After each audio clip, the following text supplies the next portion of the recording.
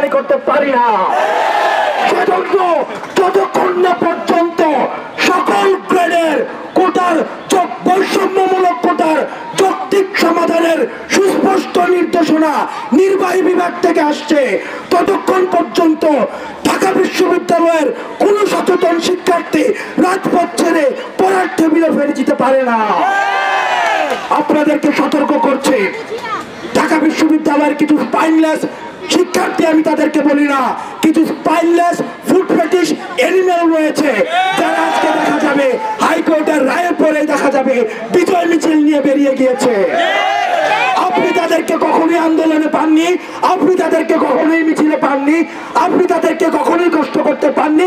তারা এই পুরো সপ্তাহটা শুধু বড় ভাইদের কেটে গিয়েছে, কিন্তু আজকে যখন হাইকোর্টের রায়টি বের হবে তাদেরকেই দেখা যাবে আজকে মিছিলের সামনে বিজয় মিছিল নিয়ে বেরিয়ে গিয়েছে।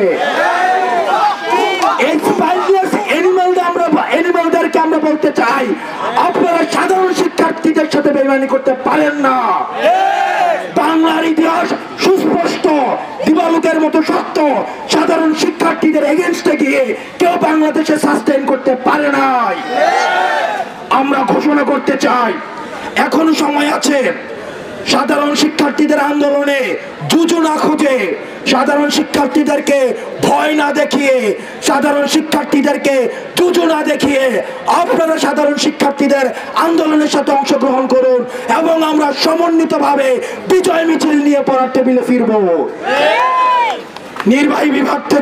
নির্বাহী বিভাগের দৃষ্টি আকর্ষণ করছে, আপনার সন্তানরা রাস্তায় থাকুক সেটা নিশ্চয়ই আপনারা চান না, আমরাও চাই না। কিন্তু আপনাদের কাছ থেকে যতক্ষণ না পর্যন্ত সুস্পষ্ট কোনো নির্দেশনা আসছে কমিশন গঠন বিষয়ে, ততক্ষণ পর্যন্ত হাইকোর্টের যে কোনো রায়কে আমরা স্বাগত জানাই, কিন্তু হাইকোর্টের রায়কে আমরা এই আন্দোলনের সাথে আমরা প্রাসঙ্গিক মনে করছি না, বরং আমরা নির্বাহী বিভাগের সুস্পষ্ট ঘোষণার জন্য আমরা অপেক্ষা করছি।